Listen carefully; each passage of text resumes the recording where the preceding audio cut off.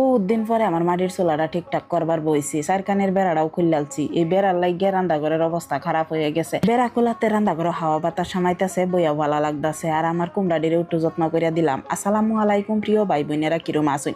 আশা করি যারা জানতে দেখতাছেন সবাই বালাই আসুন। আজগা সাহিম শাকিরার আবদার, তারা আজগা সকালে ভাত খাইতো না, রুটি ফুরি খাইবো। তারার আবদারি আজগা পুরা করলাম। আজকাল ব্লগটা সকাল থেকে আরম্ভ করলাম। সকালে উঠতে চানা রাইন্দা সবজি বানাইতেছি। তো আলুর সবজিটা সাহিম শাকিরা বিরাট বালাফা। এই আলুর সবজিটা আমি পেঁয়াজ ছাড়াই রান্ধি, বাগারও দেই পাঁচফোড়ন, শুকনা মরিচ আর তেজপাতা। যেদিনই আমি ফুরি বানাই এই আলুর সবজিটা তারা লাগে রান্ধনি লাগবো। ফুরি বানাইবার বইছি।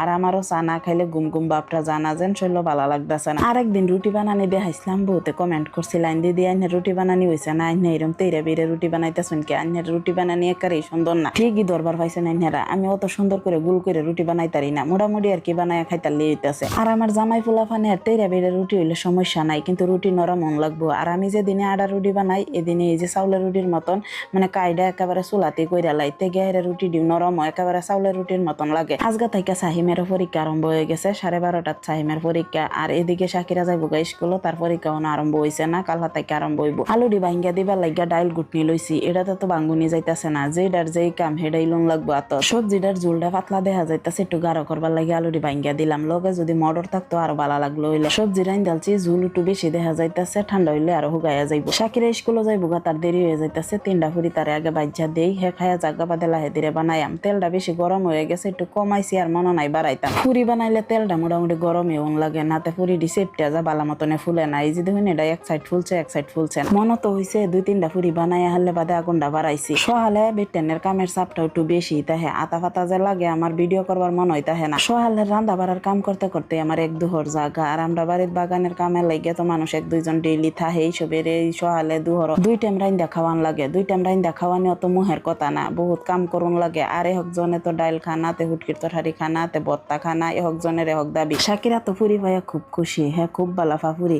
আর এদিকে বাহি যেডি ফুরি বানাইছি বেগটি সুন্দর হয়ে ফুলছে।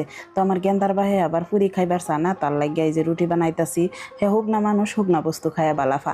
আর এদিকে আমার লাগিয়া চাও বানাইলাম, রুটি বানানিও শেষ ফুরি বানানিও শেষ, 2জন বইসে খাইবার লাগিয়া। আমার টান রুটি সবজি দা খাইয়া ভাল লাগে, কিন্তু ফুরি আর পরোটা আমার টান সাদাই ভালো লাগে। তো একজন বইনে লিখছিলেন দাদা কি আইনহারা বাড়ির যে কাম করে এতে বেড়ানের লগে বইয়া খানা, সব সময় লগে বইয়া খা, যে বেলাই সময় পা। কোনো সময় হইলে কামও ব্যস্ততা হে, সেদিন তো আর তারার লগে খাইতারে না। আর তারার লগে খাওয়া তো আর একেবারে জরুরি না। জান্নাতুন্নেস আমার বড় বোন একজনে কমেন্ট করছিলেন যে আমরা যে গ্রো ব্যাগটির মধ্যে গাছগাছালি লাগাইছি এটি কইতে আনি, এটি আমরা অ্যামাজনতে আনছি, গ্রো ব্যাগ লিখে দিলে আইনাও আনতার বাই। বাগানো আহে দেই আমার কুমড়াটির অবস্থা খারাপ, মাইটে সাইটে ফইরা রয়েছে। তলে বন্ধা দেই তেউলে যত্নে থাকবো, ফস্ত না ফট কইরা। যদি কুমড়াটি না ফসে পাহা কুমড়াটি দেহাইরা তেল তেলা মাংস দা খাইলে বালাই লাগবো। কুমড়া গাছ তো এবার আমরা লাগাইছি না, আজালা জ্বালায়া হাইরে 4টা কুমড়া ফায়ালছি। জুমের কুমড়াটা আমরা লাগাইছিলাম, হেডি সেমাত ফইরা গেছে দেখে মাড়িতে হন গইর ফারতাছে। আমরা রান্না করে যে হাফ বেড়া দেওয়া দেখাইছিলাম, এই বেড়া দেওয়ার তাইকে সারা গড়ি বীজে উঠতেছে, চুলাটাও নষ্ট হয়ে যাইতেছে, দেহির সাইরকানিটাও নষ্ট হয়ে যাইতেছে। লিগা বেড়া খুললালছি, চুলাটা সাইচা ঠিকঠাক করলাম, লেফা ফুসার করছি না। আর আমরা বিলায়া ছায়া ছায়া দেখতাছে সাহিম শাকিরা হনো আয় নাকি লিগা। কালহার ভিডিওর মধ্যে বেহেতে বেশি কমেন্ট আইছে আমি ময়মনসিংহের বাসা কইতে শিখলাম। আমরা আসল বাড়ি কই, আমার জামাইয়ের বাড়ি কই, বাহের বাড়ি কই, সব প্রশ্নের উত্তর আইনারে দেম।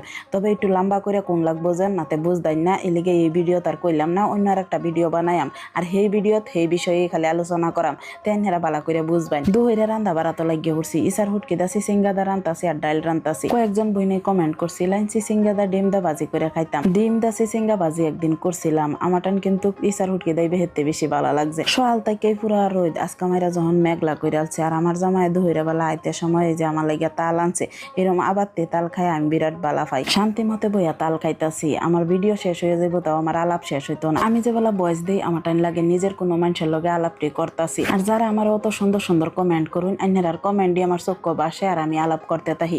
রান্না বাড়া শেষ করে আলছি তো বহুত আগেই, বইহাল টাইমে অহন খাইতাছি। সবের খালি একটাই প্রশ্ন, আমি অত জাল মরিচ কিবা খাই, আমার কি পেট বিষ করে না? আইনার আমার মরিচ খাওয়া দেখে যেরকম আচরিত হইন, আমি খাইয়া হিরাও আচরিত হই, আমার পেট বিষও করে না, জ্বলেও না পেট। ছোট মুঠু একটা মরিচ খাই আলছি, আমান খাইয়া তো কানে দা দোয়াবার হইতাছে, এরকম জাল লাগছে, 2টা রইছে আর খাইবার পাইলাম না।